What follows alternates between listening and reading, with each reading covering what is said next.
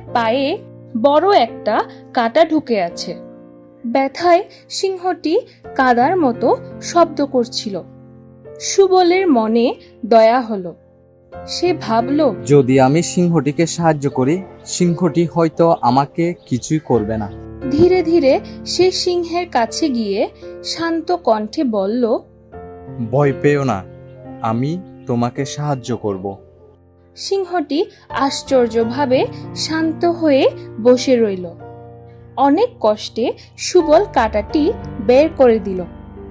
কিছুক্ষণের মধ্যেই সিংহ স্বস্তির নিঃশ্বাস ফেলল। তারপর সিংহটি সুবলের দিকে কৃতজ্ঞ চোখে তাকিয়ে জঙ্গলের ভেতরে চলে গেল।